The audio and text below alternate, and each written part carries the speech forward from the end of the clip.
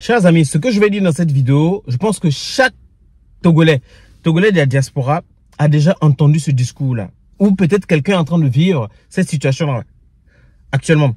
Je parle de la diaspora. Ces gens-là qui pensent revenir en Afrique et investir en Afrique. Et quand ils disent, ils annoncent à leurs proches ou à certaines personnes, quand ils disent ça, ils ont des retours très négatifs.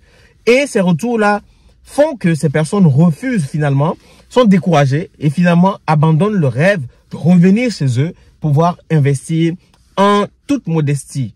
C'est de ça qu'il s'agit dans cette vidéo et je pense que on n'en parle pas assez, mais il faut qu'on commence à en parler parce que trop c'est trop.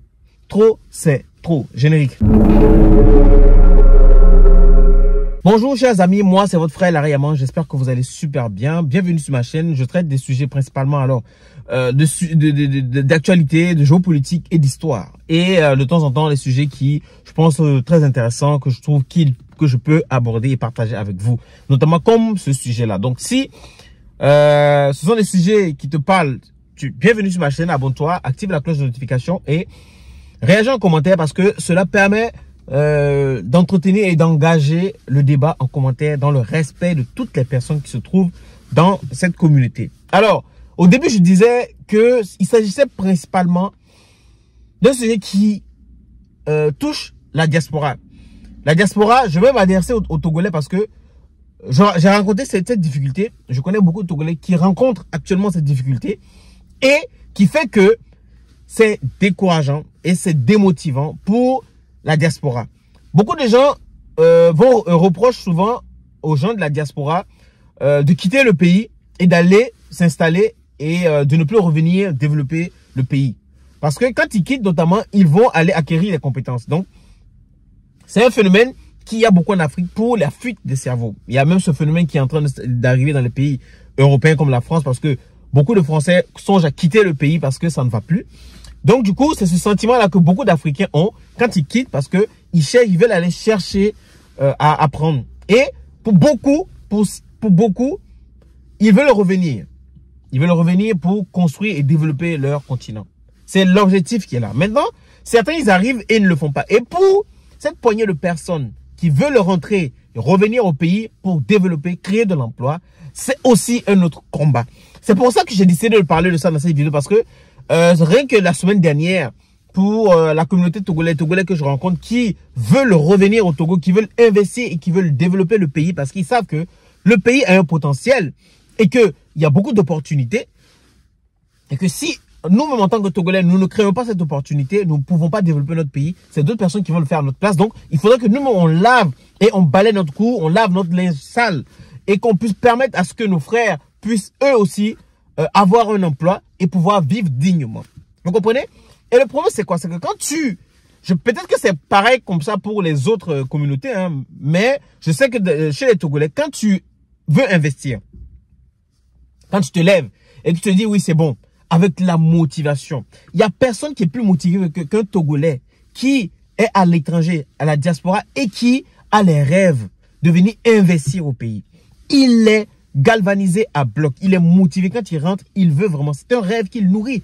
Depuis des années, ce n'est pas un rêve qu'il nourrit depuis 1 an ou 2 mois. C'est des années de pensée. C'est des années de réflexion.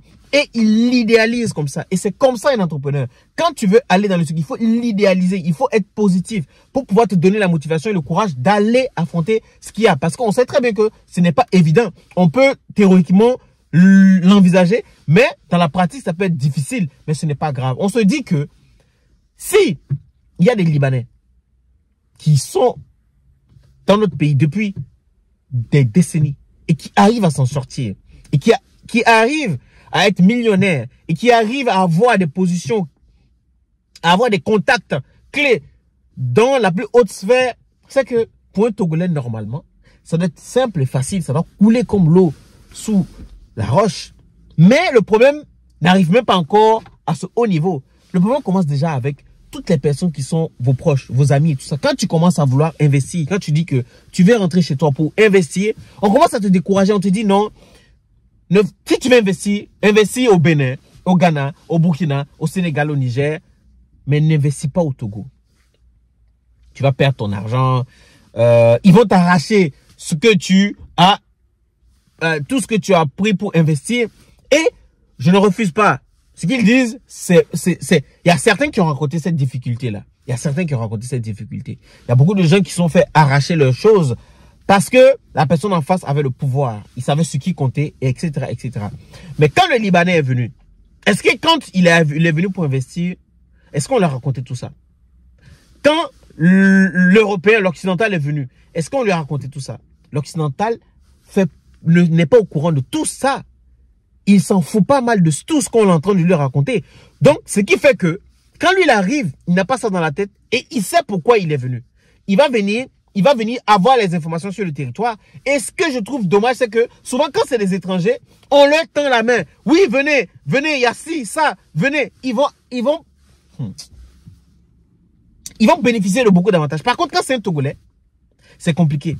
Quand c'est un Togolais, c'est compliqué. J'ai deux connaissances qui m'ont raconté il n'y a pas longtemps, comme quoi ils étaient rentrés pour investir au pays. Et il y a certains qui avaient déjà même payé le matériel, qui avaient tout envoyé, qui avaient tout été prévu. Mais quand ils sont arrivés sur le territoire, les proches, les personnes qui sont déjà dans le business, toutes ces personnes vont lui dire, lui on dit que non, tu perds ton temps. Ici, les gens ne veulent pas travailler. Et ça aussi, c'est un autre problème hein, au Togo, en Afrique peut-être. Mais au Togo, c'est un problème là. Pour l'employabilité, les gens que tu emploies pour travailler chez toi, c'est un sujet qu'on va traiter après.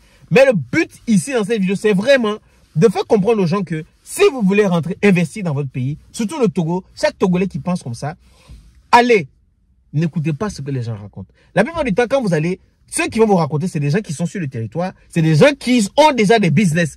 C'est vrai, ils ont l'expérience, mais n'écoutez pas ce que les gens vous disent. Il faut essayer. Moi, je pars du postulat comme quoi, quand tu veux faire quelque chose, souvent, on ne raconte pas à tout le monde. On ne dit pas à tout le monde. Le fait de raconter à beaucoup de gens font que ces personnes-là vont te décourager. Et ce qui fait que tu vas oublier, tu vas finalement te décourager et ne plus réaliser ce rêve-là. Peut-être que ce rêve-là, c'est une porte de sortie pour toi, pour beaucoup de personnes. Quand tu sais que ton projet est viable et que tu as fait des études et que tu as su que tu sais que ce projet-là, tu dois le faire, fais-le. C'est un risque, certes, mais fais-le. Si tu ne risques rien, tu n'as rien. Et s'il vous plaît, arrêtez de décourager vos frères qui veulent investir. Vous êtes les premiers à dire que quand on part, on ne veut pas investir. Et quand on veut investir, vous nous découragez. Qu'est-ce que vous voulez qu'on fasse? Qu'est-ce que vous voulez que la diaspora fasse alors? Est-ce qu'il faut que la diaspora maintenant finisse par investir dans d'autres pays et ne pas oublier son propre pays? Ce n'est pas possible. Il faudrait que nous, on puisse créer de l'emploi et pouvoir diriger ce que nous avons en termes d'économie chez nous. Les Libanais viennent, ils le font. Les Français viennent, ils le font. Les Espagnols viennent, ils le font. Et pourquoi nous, on ne veut pas le faire? Et en plus, le problème, c'est quoi? C'est qu'il y a des dispositifs qui sont là pour aider les gens à investir, pour appeler les Togolais à créer de l'emploi. Mais ces dispositifs-là, on ne peut pas les avoir. On n'a même pas les informations parce que ceux qui sont à la tête de ces dispositifs-là ne font pas ébruiter ces dispositifs. Pourquoi? Parce qu'ils gardent ça pour eux, pour leurs proches, etc. Le président, je me rappelle, avait dit, je ne sais pas en quelle année, qu'il y a une minorité. C'est toujours les mêmes personnes qui s'enrichissent. Quand tu rentres au Togo, c'est ça le problème. Toutes les personnes que tu as lâchées, que tu as laissées dans cette situation, tu viendras les trouver dans cette situation. Ceux qui étaient riches, ils sont devenus 2 fois, 3 fois plus riches. Vous savez, le fait que les choses se font comme ça, à un moment donné, les Togolais vont commencer à se rebeller contre tous ces étrangers qui viennent investir au Togo. Pourquoi? Parce que ces étrangers vont venir s'accaparer toute cette richesse-là. Et le problème, ce n'est pas qu'ils s'accaparent les richesses, mais si le traitement était égal, c'est-à-dire que le traitement, comment on traite quand un étranger vient pour investir, comment on facilite la tâche dans toutes les situations administratives, toute la gestion administrative, toutes les démarches administratives sont facilitées face à un Togolais qui veut le faire.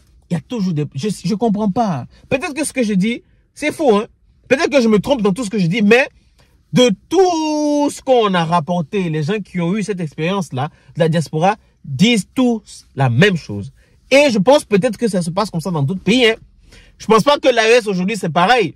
Mais dans nos pays, dans tout cas au Togo, on a remarqué ça. Et franchement, cette vidéo peut être partagée, peut arriver dans l'oreille de qui veut, même le président de la République.